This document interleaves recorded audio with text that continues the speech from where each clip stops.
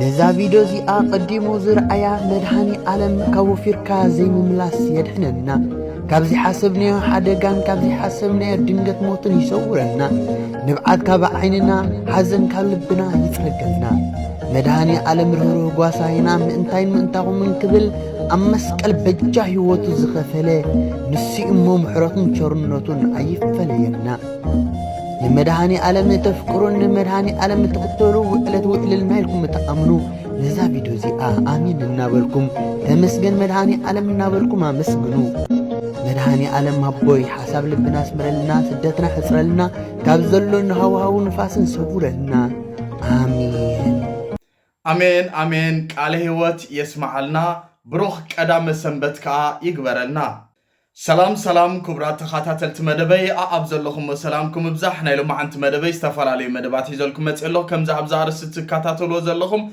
لايك مقبار نزام مدبي تخاتاتل واخم لما أنت مدهاني عالمي زقابير أملاخ كابتشينك أتنا يناقفنا مدهاني عالم أبونا يحلونا سدتنا يحصرلنا ننبأ نحزن زلنا نبعتنا يترقلنا حوس بحوس يقبرنا أبحقفو ولدنا نبرو اللقيزي يمتقلنا فتاري أخاخبو يفتقرلنا تفالالينا ننبر زلنا مدحاني عالم أبوي وطرو يحلونا كبراتي حوات اسكا استفالاليو مدبات حيزولكم متقلخو لما عنتي لايك مقبار نزام مدبيزيها جمروا اخم كمون سابسكرايب زي قبركم سابسكرايب مقبار ايتروسي اخم نابت مدب كبلكم سلام مكتتال أنا قرب أرولي بلالو انت ميت أنا تحت أنا انتاي تقيرم دكيري نغرقكم عبر ربعي فردي بين أنا شامناي شو عايز زغن مدلهم سوار ربعي فردي بين عبر سباي كوي أحسن شو عتم على تقير ريسو كوي أنا خازل يفتنتاي كندلبل أنا ذا فنجاي إذا فنجاي ذا شرم طافنجاي أنا خدتاي هنقف ذا نشرم نزل فتبل أخالب أنت خالب شنو لو قلبل ف أثناي نايسب بستايبه أنه معت بايدا عسر شو عتم على تجرب أما خا حجي بتستاي واللي عوض أنحيله مخا أنتي تبان أنتي مو عي واللي عوض أقواز حالك يكون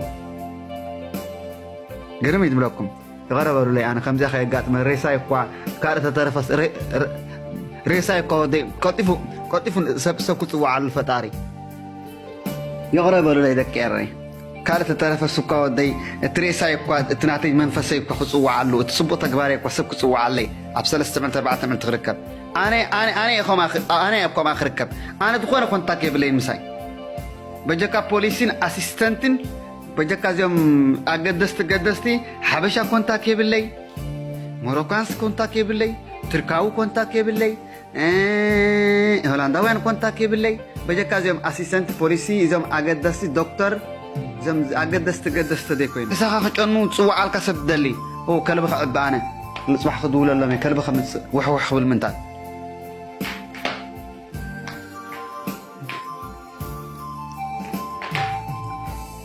نمن ما نعمنا ننات فينا نمن كنا عمنا طفينا تمسوات سب كونتا كي نقبر نمن عمنا طفينا بسنكز السدات بزحات حبشا يحواتنا بينهم كاب هزبهم كاب حبرة صوبهم تقليلهم بحتاونا تسميعهم بينهم زنبرو بزحاتهم إذا عدد إنكاتن قلن كينو موتهم كي تسمع ورحي كلتا صومون سلسة صومون يقبرو دحرا مودعتو اتريسا يركب كمزي كتما حاونا خبلو زتسانحا مالتيو اتتنكي مجمرتا ننحدنا امنت عطفئنا لنا امنت بكا حقت حيش أبزا أبسدتكا بجاكا سدرابيتكا تقليلو زسمعكا شقركا كفتحلكا زخل دارقا يلن بكا إذا أبو مرانا سريتيو بكا قوانا إيو إلنا نأمن بكا كدما بعدنا نقولنا سي قدوفو مو سدرابيتنا قدا يحواتنا أبونا عدينا أحاتنا تنفاسهم يوم زحالفولنا مالتي معرخن دين سدرانا نولدنا تنفاسنا نحلف نفلتنا قل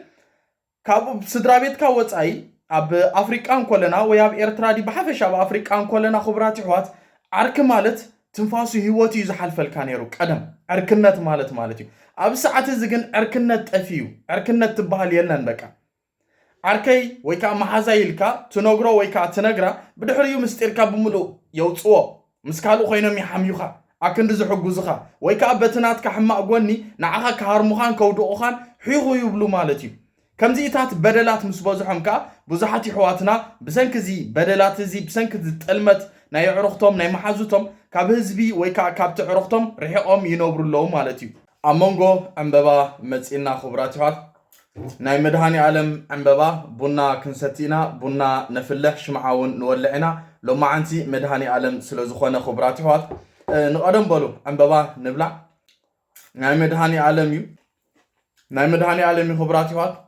ንቐደም በሉ أنا حدا دك نسي حواتي كنقولكم كاب حبشة تزير حكم أي حد بالكنية حجي حبشة حما أكلهم ويسجلكم كل جزء كابنات كاسب تزيد أفيق هذا لكنا له كابنات كاسب هل ملك تزيد أفيق هذا نستوى السنة عامتات مالتي أي حد بالكنية سلزي أنت كتقبر لكن أقلال لا كتأفعل لكن كابسب أقلال لا أتيوم ديستراكشن نمتى يوم حجي أبزع حجي حزاني سبات حماقات يوم قلقل أيكون كنزبلو له of course نات كاسب صبغي جن كحلفل كتدلي خاكم كال ستوري مالتي كحلفل كنوي كحلفل كوي كحلفل كي اندحر دليخي زي عاركي نجر كا أجبر خبز اندحر دليخي ويست إلكي فوكس جيرك لك كم فرس نافتنات كعلامان اندحر كديب دليخي وي كديب دليها أنت كقبر لك مجمر أنا جر قبر لك أنا نفس خامن دليك كال أي نجر كاب حابشة كابنات كحبرة تسب كتأفق لك هاي لكمي تأفق خات أقلال لا انتايك تقونا لك أبنات كعلامات راح بقى ني كبابي بقى شدش ورحي ملو زخون أتليس لكم عامة تجير كذا تصبوا نشدش ورحي زخون ترحب لكم مجمرة تليفونكم أتأفافيكم كفيسبوك دي خاب جلدي isolation كتقبل لكم isolate كتقبل لكم لنفسهم استراكتيز قبركم بخمي ديسكراس قبركم مسب كتراخا بيخا قدام مسنبت بون كتبل قلق تبل اتا جيزين تايتخون تبل مالتي بتليفون راح مسحابي الشات داريبكا إذا نورمال عادة انتاي مسيلكم بتليفون حاموش تدق قلي امززارو خاوني يو اي زاربنم حابي الشات قني بلكم إذنكم توب قصاب زبلي امززارو خاب تليفون معتصاو زبهالي لن حواتي معي تشاو زبهالي لن تشاو الكاتا زي عتيقا تشاو زبهالي لن حواتي معي نعبنا نبل دخانت أجمع هلوا كامو نعرك خالي ويكا أنا محزخة تعللا أنا كمزن شجر أجاني فني كمزن أجمع أجاني فني قالت بلا بدحريو أكندي تحجزك بتنات كقولات كتهرمك تفتن مالتي محزخة خنسة مبزعتو كمزن زجوانفك أبدك أنسي مبزعتو دك أنسيو ننحد كن انتاي كمزخون كن كتسامع معي تغلاني خن أنا خامنتي بالطعم خنتك أنا بالطعم مالتي كامنتي أزي أنا أيتردأننا بزحات الله حج محازوسنا قال ولا أبغون ولا ما سميدا قالت سمعيها أنس أودات يوم مبزحته محازوسي قال تبها المحازاس أيفوتني يبلغها بملانكم يبلغ بملان هجي من يا متحسد دا نمت أخن كان نحد كنسي زيت الكبابرة زيت الفقرة زي أكبر الفوتو بحافة شاقل ننحدنا بك عن التحاوف أبزع بسدت نداول كمل لها قال نبل مغنياتو مبزحتهم كاب سدرابيتهم ريحهم يوم زنوبرو زلو اتهم سدرابيتنا ننبر مسحواتنا مسوبوتاتنا مسديتاتنا ننبر عدلنياتاتنا صقم يبولن اتهم سدرابيتنا زين ننبر مسحواتنا زين ننبر اب زوريانا يحواتنا زيلو كن ننحدناتهم غربابت دي جلسي حوات سدرابيت نخون سدرابيتنا كاب إيرترا كاب أفريقيا كاب إثيوبيا كاب قال كموصنا يكولنيم حوخا سدرابيتكا اتمسخ اب غونخا زلي تغربيتكا يحوخا دخون أقواني فكان سيو كمتأكا زخل كحجزكا زخل سلازي كاب كم زيتات واتينا ولا هيرو حفتنا تبلو زل حجي كاب زستبقى سيبكا بسان كتت المتي بكا مبزعتو سب قدوفو زي سب اي سبيتي قالزت المتي زوالا قدوفو عركم حزاي زبلوكم زلو امنت تأفيو بكا امنت تأفيو بهم حجي كاب مس محازوتهم مس دك عدهم مس حبراتو سبب مس كالي زيقا كخودو يتعرو ترئي بطعم يحزنكا مالتي سلازي كاب كم زعينة حسدنا ديو قال واتيناسي ننحدنا انت نكابابر زي كبل زلالي نايبع كتما حاونا قبلت انا حزيو بقى كل سبسي كاب حاو يرحق بقى كابتي عركو محازو ودعدو يرحق سلازي تخابابيرنا ننحدنا انت ننبر زحاشو خويني سمعنا انا حاوي حافتي تنبل كابز تصرفو تصرف انت نوات تصميوهم قال ابز تيك توك قال خمصون كلو نحو افهم كبرات حوات هذا سب تجنيو قال خن ريو خلنا خا اجوخان بولو مورال نهابومبر ببدع بقلمتات قلم مصراف صبا ايكونن كندي يالو بسنك صموا كابولاسو تصرفو ابترين زاتو نفسهم زطفو زحنو خنديا ኮኔክሽን ወይ ካ ምስ ሕብረተሰቦም ኮንታክት ስለ ዘይብሎም ከዓ ክልተ ሰሙን ወርሒ ገለ ኣብ ገዝኦም ሞይቶም ይርከቡ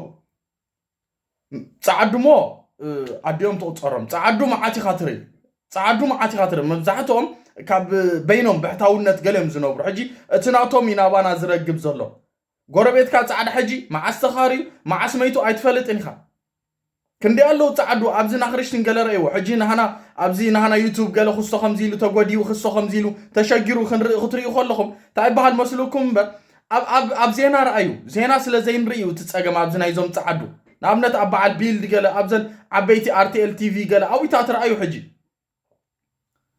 ብዙሕ ኢኻ ትሰምዕ ናይዞም ጻዕዱ ማለት እዩ ሓደ ጀርመናዊ ከምዚ ኢሉ ወርሒ ገይሩ ሞይቱ ተረኺቡ ብልኻ ክልተ ሰሙን ሞይቱ ተረኺቡ ገለ ብልኻ ሕጂ እዚ እንታይ እዩ በቃ ብሰንኪ ስትረስ ብሰንኪ ካብ ሕዋትካ ካብ ቤተሰብካ ካብ ሕዋትካ ደቂ ዓድኻ ምርሓቕ እዩ ስለዚ ነንሕድና ንተሓቆፍ ክብል ይደሊ ማለት እዩ ከተማ ሓውናኻ ኣጆኻ ኣብ ጎንኻ ኣለና ኣብ ኩሉ ሰብ ዘሎ እሞ ኣብ በይንኻ ኣይኮነን ኣጆኻ ከተማ ሓውናኻ ኣጆኻ ንበሎም እዛ ርእቶ ናይ ሄሮ ሓፍትናኸ ከመይ ረኺብኩማ ወይ ከዓ እታ ቪድዮ ኣሲ ከመይ ረኺብኩማ ተቐበልዋ ዋላስ ኣይትቐበልዋን ብዝኾነ ናብ ናይ ኣዶናይ ሓውና ከብለኩም ክብራት ኣሕዋት ሎማዓንቲ መድሃኒ ዓለም ስለ ዝኾነ ግን ዕምባባና እንዳበላዕና ቡና እንዳሰተና ሲንግል እንድሕር ሃሊኹም በዓል ሓዳር ሰብ ሓዳር እንድሕር ሃሊኹም ጎረባብቶም ዓድሞም ኢኹም ነንሕድና ኣለኹልካ ንበሃሃል ወነቶም ሲንግል ሲ እዞም ሰብ ሓዳር ገለ ጽዋዕ ኣብሎም ወታይዳ ናይ መድሃኒ ዓለም ገለልኩም ቡና ኣስይዎም ኢኹም ሽምዓ ወልዑ ሽምዓ ንወልዕ ካብ ኣምላኽና ንርሐቕ ስለ ዘለና ኣምላኽና ንርስዕ ስለ ዘለና ኣዴና ቅድስት ድንግል ማርያም ንርስዓ ስለ ዘለና ኣብዚ ኩሉ ሰሃራን ባሕርን ሽግርን መከራን ዘድሓነትና ኣዶ ክቡር መድሓኒናን ጎይታን ኢየሱስ ክርስቶስ ክብርቲ ወላዲቱ ድንግል ኣዴና ማርያም ስለ ንርስዕ ዘለና ካብ ኣምላኽና ኣይንርሓቕ እሞ ክቡራት ኣሕዋት ብዝኾነ ኣዶናይ ኣብ ሰዓት እዚ ኣዝዩ ኣዘራራቢ ኮይኑ ዘሎ ክቡራት ኣሕዋት ኩላህና ንከታተሎ ኣለና ካብቲ ኣዝዩ ዝገርመካ ኣዶናይ ማለት ኣዝዩ ቁኑዕ ሰብ ዓሌት ኣውራጃ ሃይማኖት ዘይፈሊ ንኩሉ ሰብ ብማዕረ ዝኣሊ ብማዕረ ዝሕግዝ ብማዕረ ብሓፂሩሲ ሕማቅ ነገራት ገለ ከምዚ ንኩናት ዝቐስቀስ ሕማቅ ቃላት ገለ ዘይወፀ እዩ ጋይስ ስግጥ የሚለው ቃል ብናቆም ይሻላል ምክንያቱም በጣም ብዙ ሰዎችን እያስቆጣን ያለው አይነው እናንተ እንደምትወዱት እርግጠኛ ነኝ ግን እኔ ስራዬን መስራት አልቻልኩኝ በስነ ስርዓት ማለት ነው አንድ እኔ እውነቴን ነው የምላችሁ በቃ በሰላም በፍቅር መስራት ነው የምፈልገው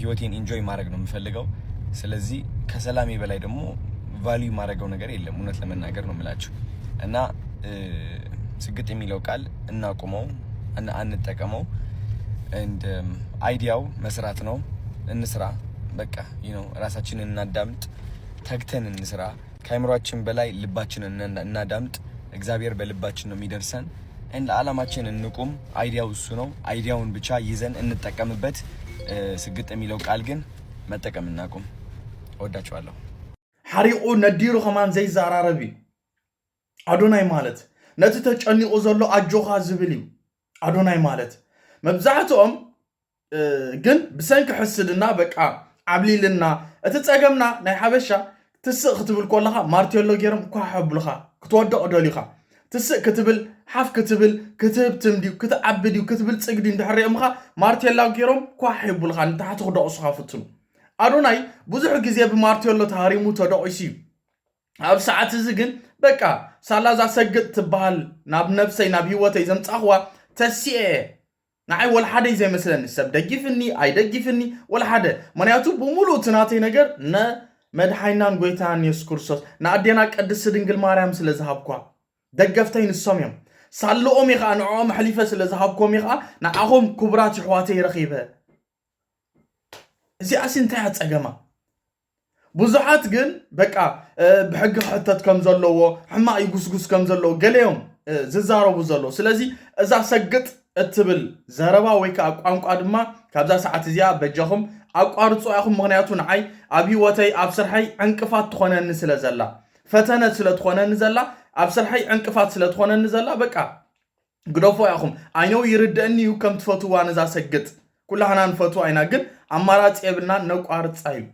ብዙሕ ጻዕና ስለዝመጽ ኹብራት ይዋት ብዙሕ ምፍረራህ ስለዝመጽ ዘሎ ስለዚህ ኩላህና ዛሰግጥ ትብል ቋንቋ ብስም አዶናይ ሓውና ብፍላይቶም ደገፍቱ ክነቋርፃ በዝጋጣምዚ ይምሕፀን ማለት እዩ ክነቋርፃ እኮ ጽቡቅ አይኮነን ግን ንአዶናይ ሓውና ክንብል እሱ ኣብ ትሕቲኦም ስለ ዘሎ ንሓውና ዕንቅፋት ንኸይመጾ ፕሊስ እዛ ሰግጥ ትብል ብስመይ ግደፉ አይሉሎ ብስም አዶናይ ሓውና ከብዛ ሰዓት እዚያ እዛ ሰግጥ ትብል ቋንቋ ነቋርፃ ኢና ክብራት ይዋት ጋይስ ዘሀበሻ እንግዲህ ፖስት ያለው ነገር ተመልከቱ እንደተመለከትኩት ስግጥ ፍምስ የሚለው አይዲያ ወይም ደግሞ ስም በጣም ብዙ ሰዎች እየተስማሙበት ነው ያለው በጣም ብዙ ሰዎች ደግሞ አይስማሙበትም በጣም ኃይለኛ ደጋፊ ያለ ከዚህ ሐሳብ ጋር የማይስማማ ደግሞ በጣም ብዙ ሰው አለ እና እኔ አሁን የቪዲዮ እየሰራሁት ያለው አንደኛ ነገር ለምትደግፉት የሐሳብ ወዳችኋለሁ የሁላችንም ሐሳብ ነው ለማትደግፉት ሰዎች ደግሞ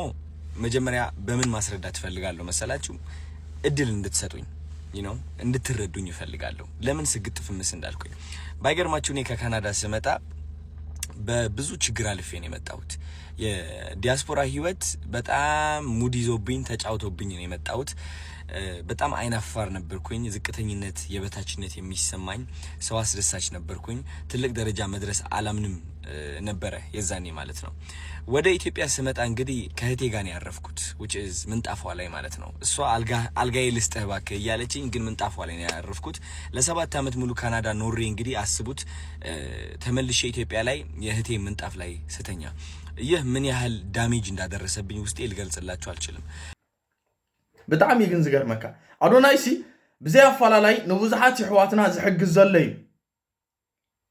ንቡዛሓት ሃይማኖት አይፈልገል አይፈል ማለት እዩ ንኣብነት ንጋሼ ሰሎሙን አርቲስት ጋሼ ሰሎሙን ክቡራት ይሕዋት አማኪና ናብ ታክሲ ክስቀል ናይ ፓብሊክ ታክሲ ክስቀል ምስራኣይዎ ቪድዮ ቀሪጾም ሸሪሎሞ አዶናይ ድማ ነዚ ምስራኣየ ታክሲ እንታይ ዝበሃል እዚ ማኪና ክንገዝአሎም ኣለና ብምባል ማኪና ይገዝአሉሎ ኣብ ሰዓት እዚ እዞም ብሩክ ሪል ስቴት ማለት ምስኦም ተዛራሪቡ እቶም ብሩክ ሪል ስቴት ድማ ሓደ ቻሌንጅ ንአዶናይ ሂቦሞ ኣብ ዝሓለፈ ቪድዮታተይ ሓቢረኩም ነይረ እዞም ብሩክ ሪል ስቴትን በዝጋጣምዚ ሳብስክራይብ ንግበሮም ፎሎው ንግበሮም ኢና ኢለኩም ነይረ ኣብ ቲክቶክ ፎሎው ንግበሮ ኢለኩም ነይረ ኣብ ሰዓት እዚ 1.1 ሚሊዮን በፂሖም ኣለው እቲ ቻሌንጅ ንአዶናይ ዝሃብዎ 1.5 ሚሊዮን እንድሕር ኣብፅሕካና ማኪና ንጋሼ አርቲስት ሰሎሙን ከንገዝኦሊና ማኪና ብስምካ ኢሎሞ አዚ ደስ ብለካኻ 1 ሚሊዮን ፎሎወር ደርሰዋል ብሩክ ሪል ስቴት ጋይስ በጣም ደስ ብሎኛል እንግዲህ አሁን ደግሞ አለማችን 500,000 ፎሎወር ለመጨመር ነው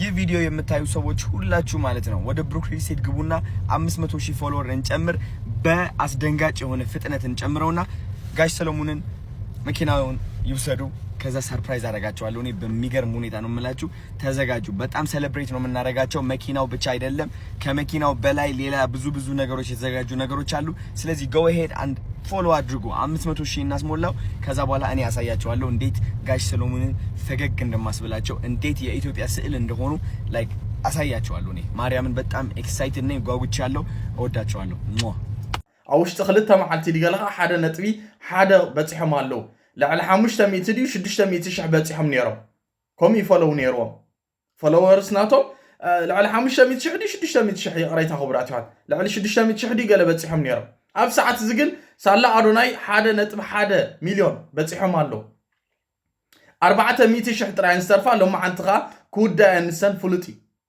زغا ازي دس بلك حجي كم ذا عينت ازي دس بالسراح اندا سرحن كله نا ادوناي كعنكفو وقت እንኮለኻ بتعميو زحرقك أتتصاقم جن حبشانا خومينا مبزعتو حبشا حف كتبل صبلل كتبل ايدلني لعليو كترا ايدلني تحتيو خد كون سئلكا بقى كم قال خد كون تتصاقمكا تشجركا مسكيناي كبلكا ويكا زفقركا حبشا ويكا دق سبات انفقرم سبات مسموتو واو مسكينو كاينيرو ازي فقارو كاينيرو اتناتهم صبايسي አከንድ ቢወቱን ኮለው ንገልጸሎም አከንድ ዕንበባ ቢወቱን ኮለው ንቦም مسموتو عمبابا نوبم مسموتو فورنا نقلصلم تاي كونم اوريدي ميتوم እኮ እና ቁጭው ያሰብኩትና እኔ ለምንድነው መሰቃየውልኝ ለምንድነው ህይወቴ ወደምፈልገው አቅጣጫ የማይሄድልኝ? ለምንድነው ምፈራው? ለምንድነው ማፍረው? ለምንድነው ምደበቀው? ለምንድነው ወደ ምፈልግበት ደረጃ በቀጥ ብዬ የማልሄደው የሚል ጥያቄ አይምሮዬ ላይ ሁሌም ጉብ ማለት ጀመረ። ቢካዝ ሁሌም እንዲሳካልኝ ሞክራለሁ፣ እነሳለሁ፣ ግን ወድቃለሁ፣ እፈራለሁ፣ እሸሻለሁ፣ እደበቃለሁ። ገባችሁ አይደል? እና እነዚህ ሁሉ ጥያቄዎች ራሴን ስጠይቅ ያገኘሁት መልስ ምንድነው? አንደኛ ውስጤ ላይ የተቀበረ የበታችነት ስሜት እንዳለ ነው። ውስጤ ላይ የተቀበረ እሺ ባይነት አለ። በቃ ሁሌም መስማማት፣ በምፈልገው በማልፈልገው ነገር ሰውን ለማስደሰት ፍቅር ፍለጋ ራሴን ፍቅር መስጠት አልችልም ነበር። ገባችሁ? ከዛ ደግሞ ምንድነው ፈሪ ነበርኩኝ። የምፈራው ደግሞ ማለት ነው ማንን ነው? የሰው አይን ነው። which is እኔ ለራሴ ስቆም ሰው ካየኝ ቢነቅፉኝስ፣ ቢተርቡኝስ፣ አትችልም ቢሉኝስ፣ ያ ውስጤ ላይ የተቀበረው በራስ አለመተማመን ቢያዩብኝስ የሚል ፍርሃትም ነበረ። ከነዚህ ሁሉ ፍርሃቶች ለማለፍ እድሜ ልኬ ሞክሬያለሁ። ካናዳ ያለው ሞክሬያለሁ። እኔ ቢያልሄድኩበት መንገድ የለም። በጣም ብዙ ነገር ሞክሬያለሁ። ሕጂ ከም ዝኹንከውን የብልና ንኣዶናይ ሓውና ከዓ ብዙሕ ፈተነ እዩ ዝጓንፎ ዘሎ። ብፍላይ ተጋሩ ኣሕዋትና ከዓ ሓደ ክልተ ነቐፌታ ዝነቕፎ ተጋሩ ኣለው። ተረድእዎ ኢኹም ንኣዶናይ ክብል ፈት ንኣዶናይሲ ተረድእዎ። በቃ ብዙሕ ሽግራት እዩ ዘጓንፎ ዘሎ። ንሕዋቱ ንደቂ ዓዱ ክረድእ ዘይደለ ኣይኮነን። ይረድእን ኣይረድእን ከዓ ንፈልጦ የብልናን። ክንደይ ግዜ ከዓ ይረድእ ኣሎ ንሪኦ ኣለና። ትማልት ማል ኣክሱም ከይዱ እንታይ ገይሩ ርኢና ኢና። ቅድሚኡ እውን ከምኡ። ስለዚ ወላውን ተሓቢኡ ይሕግዝህሊ። ምክንያቱ ምሽ ንዓዱ ንደቂ ዓዱ ሓጊዙ ኣብ ማስ ሜድያ ወፂሲ ከይሓገዘ ከማ ንሪእዎ ዝገብርዎ ዘሎ። ስለዚ ንሕና ንረድአሉ ክብራት ይሕዋት። ላዕሊ ማንም ህዝቡ ፈትዩ፣ ላዕሊ ማንም ደቂ ዓዱ ፈትዩ፣ ላዕሊ ማንም ኣዶናይ ዓዱ ፈትዩ። ስለዚ ፕሊስ ንረድአሉ። ሓደ ክልተ ተጋሩ ዘለኹም ማለት እዩ። ግን በመጨረሻ አይ ቲንክ እግዚአብሔር ልቤ ውስጥ ያስቀመጠልኝ ቃል ብትኖር ሰግጥ የሚለው ቃል ነው። እኔ ይው ማርያምን ነው የምላችሁ። ማርያምን ሰገጤ የሚለው ቃል አላቀውም ነበር። ይው በማርያም ስም እየማልኩኝ ነው ያለሁት። አላቀውም፣ አንብቤው አላቀም፣ ከየት አባቱ እንደመጣ አላቀም። ይሄ ቃል ትርጉሙን ስለማላቀው ነው ደፍሬ የተናገርኩት ብዬ አስባለሁ። ግን ሰገጤ የሚለው ቃል ልቤ ላይ አረፈ። ከዛ ሰግጥ ብዬ ቪዲዮ ለቀቅኩኝ። ይህ ቃል ምን ያህል ኃይል እንዳለው አላወቅኩኝም። ምን ያህል ሰዎች እንደሚቀሰቅስና እንደሚያነቃቃ አላወቅኩኝም። ግን እቺ ቃል ምን አረገችኝ መሰላችሁ? የውስጤ ፍርሃት ሸፈነችው፣ አሸነፈችው።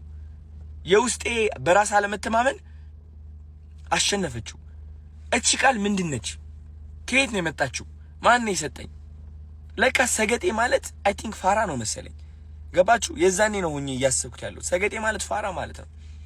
ከዛ ይህ ቃል በመጠቀሜ ምክንያት በጣም ብዙ ሰዎች አዲስ የሆነ ብሬክ ትሩ ይባላል፣ አዲስ የሆነ አስተሳሰብ መገንባት እየጀመሩ እንደሆነ ተመለከትኩኝ። which is አይናፋር የነበረው ደፋር መሆን ጀመረ። ፈሪ የነበረው አለመፍራት ጀመረ። ባይ ዘ ወይ አለመፍራት ስላችሁ ለዓላማ መቆም ነው። አንዳንድ ሰዎች ለዓላማቸው መቆም አይችሉም። የሚፈሩት ተረባን ነው። ባይ ዘ ወይ ኦኬ፣ የሚፈሩት ተረባን ነው። ኦኬ፣ እሱ ነገር እቺ ቃል ይህ ሁሉ ነገር እየቀየረ እንደሆነ ታዘቡ። ከዛ እነዚህ ሁሉ ሰዎች ሲቀየሩ ሳይ እኔም ለራሱ ማስተንተን ጀመርኩኝ። ይህ ሰግጥ የሚለው ነገር ምንድነው? ምን ያህል ኃይል ቢኖረው ነው የሰው አይምሮ እንደዚህ እየቀየረ ያለው? ለካስ እንደ አንድ ኢትዮጵያ በጣም የሚያጠቃን ነገር ምንድነው?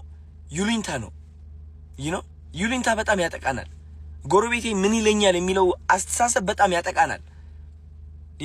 እድሜ ልካችን ሰነፍ እንደሆን ከተነገርን ወይም ደግሞ አይናፋር እኮ ነው ልጄ እንትን እኮ ነው እየተባልን አድገን እዚህ ደረጃ ደርሰን ያ ማንነት ተቀርጾ ያድጋል። አይናፋር ነኝ እኔ በራሴ አልተማመንም ያን ያህል ቆንጆ አይደለሁም የሚለው ማንነት ተቀርጾ ያድግና እዚህ እድሜ ላይ ስንደርስ ተደምድሞ እውነታችን ሆኖ እናገኘዋለን። አንፈልገውም እኮ ሓውናይ ንሓውና ንተባባዓዮ ሓፍ ነብሎ ነልዕሎ ጽባሕንጎ ረዳኢና ሓጋዚና ይክኸውን ኣብ ሰዓት ዝውን ይሕግዝ ኣሎ ይረዳእ ኣሎ ክብራት ይዋት ጸብለ ልብል ኣሎ ንዓድኹምን ንህዝብኹምን የጸዋዕ ኣሎ ክብራት ይዋት።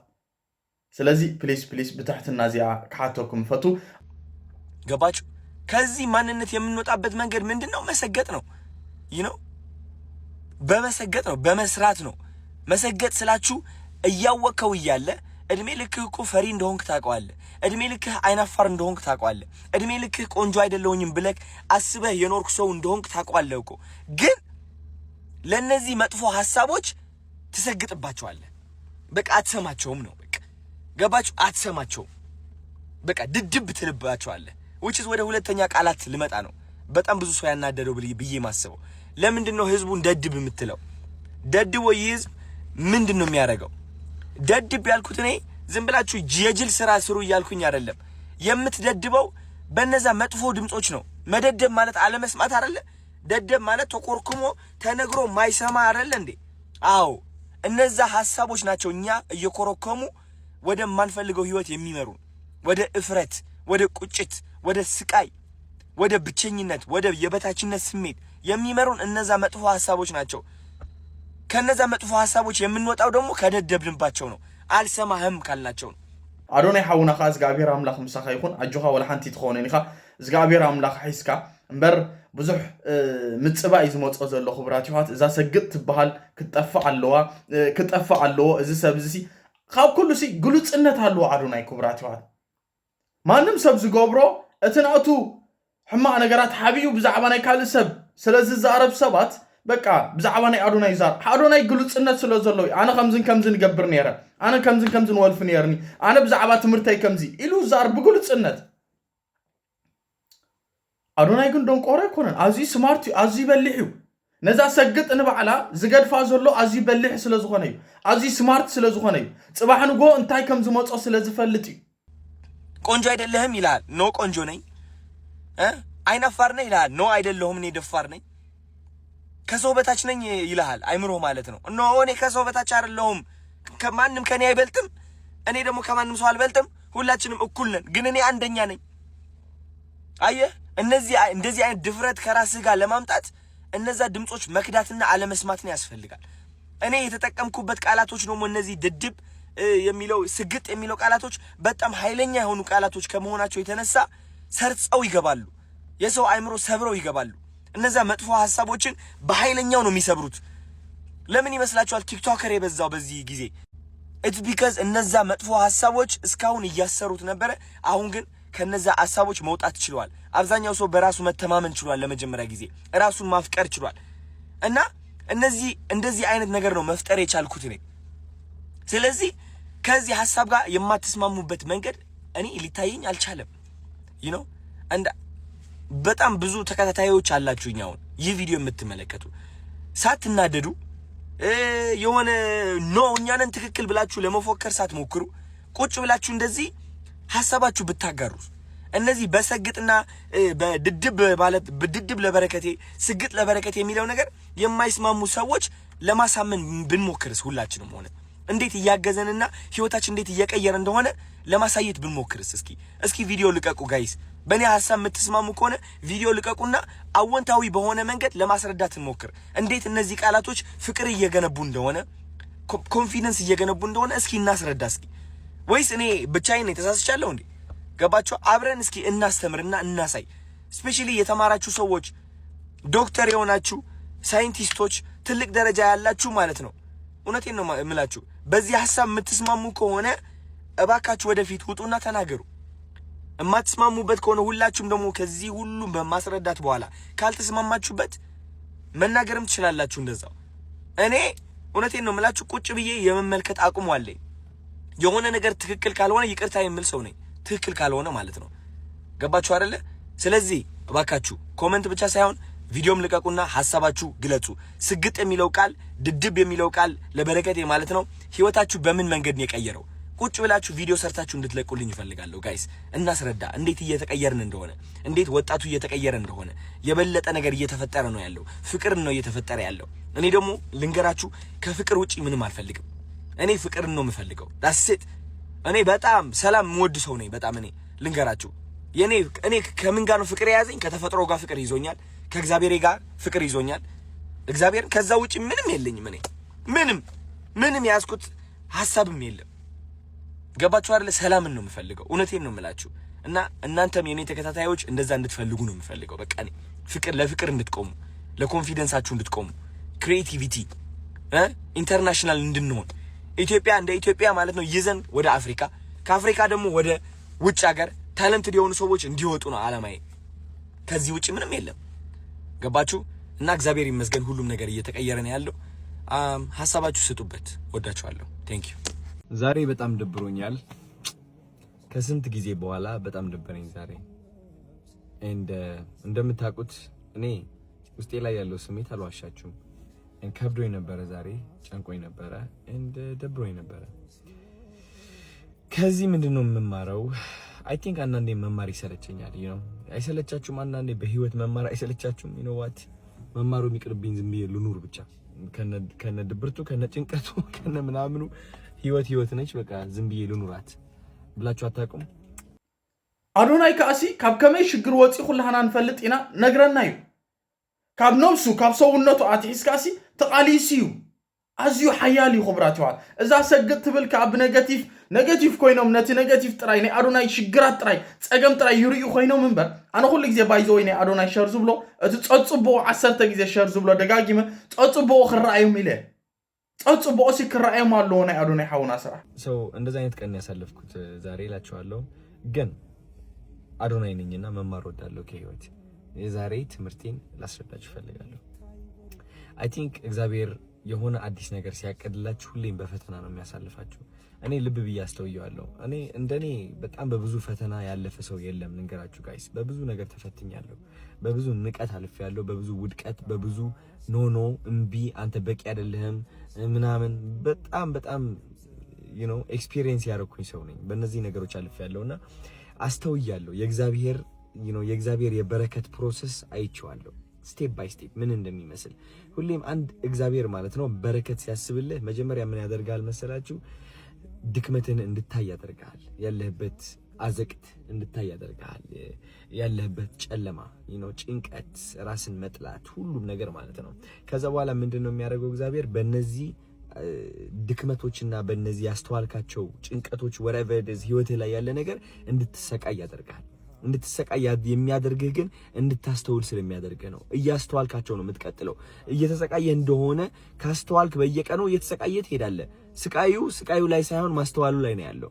ገባችሁ አይደል? ስቃዩን ማስተዋልህ ነው የሚያሰቃየህ እና እግዚአብሔር ማስተዋሉን ይሰጣል። እኛ ግን የሚመስለን ምንድነው?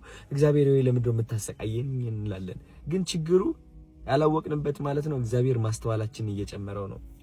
ይህ ማስተዋላችን ደግሞ ወዴት ነው የሚቀጥለው መሰላችሁ ጋይስ? ይህ ማስተዋል ወደ አዋቂነት ይቀጥላል። ስለ ህይወት ማወቅ ትጀምራላችሁ። ስለ ራሳችሁ ማወቅ ትጀምራላችሁ። ስለ ብዙ ነገሮች ማወቅ ትጀምራላችሁ። ከዛ መረጋጋትን ይከተላል። ተረጋጋላችሁ። ቢካዝ ካወቃችሁ በኋላ ለምን እየተጎዳችሁ እንደሆነ ታውቁታላችሁ። ማን እየጎዳችሁ እንደሆነ፣ ውድቀታችሁ ከየት እንደመጣ፣ ከዛስ ምንድነው የሚከተለው የሚለው ነገር ልባችሁና አእምሯችሁ እያወቀ ይመጣል ማለት ነው። እዚህ ደረጃ ላይ ከደረሳችሁ ደግሞ ተስፋ መቁረጥ የሚባል ነገር የለም። ከእውቀት በኋላ ከዛ ተስፋ አለመቁረጥ ይቀጥላል። ተስፋ አለመቁረጥን ደግሞ ምን ያመጣል? በረከትን ያመጣል። ይህ በረከት ደግሞ ከምታስቡት በላይ ትልቅ ይሆናል። እግዚአብሔር የፈለገው በረከት ይሆናል። ከዛ በኋላ ግን ከበረከት በኋላ ደግሞ ትንጥዬ ውድቀት ትከተላለች። እቺ ውድቀት ደግሞ ምንድነው የምታስከትለው? ማስተዋልን ታስከትላለች። ከማስተዋል በኋላ ደግሞ አዋቂነትን ታስከትላለች። ከአዋቂነት በኋላ ደግሞ ተስፋ ለመቁረጥን፣ ካለ ተስፋ ለመቁረጥ ወደ በረከት ማለት ነው ጋይስ። ስለዚህ ሁሌም ስቴፕ ባይ ስቴፕ ነው። እናንተ ሜቢ አሁን ድህነት ውስጥ ልትሆኑ ትችላላችሁ። መውጣት ያቃታችሁ ድህነት ውስጥ፣ ወይም ደግሞ ራስን መጥላት፣ ህይወትን አስጠልቷችሁ ሊሆን ይችላል። ሁሉም ነገር ሰልችቷችሁ ሊሆን ይችላል። ግን ማወቅ ያለባችሁ ይህ ህይወት እያስጠላችሁ አይደለም። እያስጠላችሁ እንደሆነ ነው እያስተዋላችሁ ያላችሁት። ይህ ህይወት ስቃይ የበዛበት አይደለም። ስቃይ የበዛበት እንደሆነ ነው እያስተዋላችሁ ያላችሁት። ስለዚህ ማስተዋሉን አትጥሉት። እግዚአብሔር ነው እንደ ትዕድልት እንደ በረከት ጠቅልሎ እየሰጣችሁ ያለው። ለምን? ለአዲሱ በረከታችሁ እያዘጋጃችሁ ስለሆነ ማለት ነው ጋይስ። መብዛሕትኦም ግን ነተን ሕማቕን ይርእዋ። አዶናይ ካ ሕማቕ ትበሃል ይብሉን ክብራት ይዋል ምስማ አማን ሰብ ዘሎ ሽግር ነይርዎ ሰዓት እዚ ግን ንዑ ሓሊፎ ሳላ መድሓኒናን ጎይታን ኢየሱስ ክርስቶስ ሳላ ኣዴና ቅድስት ድንግል ማርያም ማለት እዩ። ስለዚ ሓለፎም ስለዚ በለፆም ግን ሓሊፍና ኢሎም ዓይኖም ደም መሊኦም እዚ ከዓ ፅቡቅ ኣይኮነን ክብራት ይዋት ሓውና ከዓ እጆኻ ክንብሎ ይግበአና እዩ። ልንገራችሁ፣ ስቃያችን ማስተዋል የማንችል ከሆነ ጋይስ በረከታችንን ማስተዋል አንችልም። ልብ ብላችሁ ተገንዘቡልኝ። ስቃያችን የማስተዋል አቅም ከሌለን፣ ድክመታችን ጎዶሎነታችን የማስተዋል አቅም ከሌለን፣ ጥንካሬያችንና ስኬታችን የማስተዋል አቅምም የለንም። ስለዚህ እኔ ሁሌም ኦፍ ኮርስ ዛሬ አሁን ወድቅ ያለው ብዬ አስባለሁ። ያጋጠመኝ ነገር አለ። ገባችሁ አይደለ? የሆነ የደበረኝ ነገር አለ። አስተውየዋለሁ። ግን ይህ ውድቀት አስተዋልኩት እንጂ ይህ ውድቀት የኔ ሆኖ ለዘላለም አይቀጥልም። ማስተዋሌ ነው ዋናው ነገሩ። ካስተዋልኩኝ በኋላ ደግሞ አውቀዋለሁ እንዴት አድርጌ እንደምወጣ ከዚህ ውድቀት ካወቅኩኝ በኋላ ደግሞ ተስፋ አልቆርጥበትም ብዬ እቀጥላለሁ። ገባችሁ አይደል? ከዛ መጨረሻ ምን ይመጣል? በረከት ይመጣል ማለት ነው። እንደዚህ ነው ጋይስ፣ የእግዚአብሔር በረከት በዚህ ይሰራል። በጣም እንደምወዳችሁ ማወቅ አለባችሁ ከምታስቡት በላይ። እሺ እግዚአብሔር ነው የምላችሁ፣ እንደኔ ነው የምወዳችሁ። እናንተ የኔ መስታወት ናችሁ። እናንተ በደንብ ነው የምወዳችሁ። ጋሽ ሰለሞንን መኪና እንግዛላቸው። በጣም እየጠበቅኩኝ ነው ጋይስ፣ እንዳትረሱት። እወዳችኋለሁ። እሺ ነገ እንገናኝ። ትልቅ ሰርፕራይዝ አለኝ ነገ። የሚገርም ቭሎግ ነው የምሰራላችሁ። በጣም ጠብቁኝ። እወዳችኋለሁ። እሺ ጭንቀት ያለ ነገር ነው፣ አትጨናንቁ አልላችሁም። አስተውሉት። ይህ ጭንቀት፣ ከጭንቀት በኋላ ማስተዋል፣ ከማስተዋል በኋላ እውቀት፣ ከእውቀት በኋላ ተስፋ ለመቁረጥ፣ ከተስፋ ለመቁረጥ በኋላ በረከት። በሐቂ አጆሃ ሁን ብሎ ይግበናይ በዛ ሰገድ ትብልሲ ኣብ ስራሕካ ነኺስካ ስራሕ ነቲ ተኣምነሉ ዕላማ ነኺስካ ስራሕ ሰግጥ እዚዩ ከንቋሽሹኻ ከለው ንዓኻ ዳውን ክገብሩኻ እንከለው ንስኻ ግን ሰጊጥካ ምንም ከይመሰለካ ጻኢትካ ንዕላማኻ ተቃለስ ስራሕ ይበቃ። ካልኦል ሓንቲ ተማሃራይ እንድሕር ኮይንካ ሰጊጥካ ተማሃር፣ ንትምህርትኻ ንዕላማኻ ስንኻ ነኺስካ ታርጌትካ ሃረም እዚዩ። ካልኦል ሓንቲ ይበለን ሕማቅ ግበሩ ይበለን ወላታ 1-5 ዝብላ ነበረ ወይ ካ ጋሴ ክብራት ይዋት ንኸውፅ ቁርብ ስለ ዝሰክፈካ ኣብ ቴሌቪዥን ገለን ምስ ስድራ ቤቶም ምስ ቆልዑ ገለ ስለ ዝከኣተሎ እዝናተይ መደብ ብሓፈሻ ግን 1-5 ወይ ካ ጋሴ ክብራት ይሕዋት ይገብር ነይረ ቅድሚ ሕጂ። ኣብ ሰዓት እዚ ግን ኣቋሪፅዮ መድሓኒናን ጎይታናን ኢየሱስ ክርስቶስ ረዲእኒ ኣዴና ቅድስት ድንግል ማርያም ስለ ዝረድአትኒ ኣብ ከምዚ ዘለኹም ድማ ካብዚ ውፅእ ኢሉ ከምኡ ግበሩ ይበለን ክብራት ይዋት ረይዎ ኣብ ጭንቀት ዘለኹም ከኣጆኹም ኣይትጨነቑ ኢሉ። ስለዚ ኩላህና እዛ ሰግጥ ትብል ስለ ኣዶናይ ሓውና ንግደፋ ኢና። ኣብ ህይወትና ግን ከምኡ ክንከውን ኣለና። እታ ቃልከ ውፃና እቲ ኣዶናይ ዝበለና ክንኮኑ ኣለና ባህል ያነ። ምክንያቱ ኣብ ኣዶናይ እውን ንሪኦ ኣለና እንድሕር ኣዶናይ ሰጊጡ 3.8 ሚሊዮን ዳርጋ 4 ሚሊዮን ክበፅሕ ሕጂ እንድሕር በፂሑ ሲ መን ኢዳ ቁንዑ ዘሎ ንሱ ይቁንዑ ዘሎ ማለት እዩ። እንድሕር ከኣሲ ዋላ ጌጋ ይሃሉ ዋላ ገለ ይሃሉ በዓል ጊዜ ይበቃ። እዞም ትሕስድዎ ዘለኹም ሓደ ክልተ በዓል ጊዜ ይበቃ። በዓል ጊዜ በቃ እግዚአብሔር አምላክ ባሪኽዎ እዩ ነዚ እስከ አክሰፕት ንግበሮ ንቀበሎ በቃ ፈቲና ጸሊና ሲ አዶናይ ኣብዛ ሰዓት እዚያ በዓል ጊዜ እዩ እግዚአብሔር አምላክ ባሪኽዎ እዩ ግሩኑ ርዩ ባሪኽዎ እዩ በቃ ገሪ እዩ። ስለዚ እዚያ ክብል ዝደሊ ክብራት ይዋት ናይ ሎማዓንቲ መደበይ ከም ዝመስል ብኻልእ ትሕሶ ይረኽበና። ሰላም ወሰናይ ብሩኽ ቀዳሚ ሰንበትካ ይግበረልና። ቻው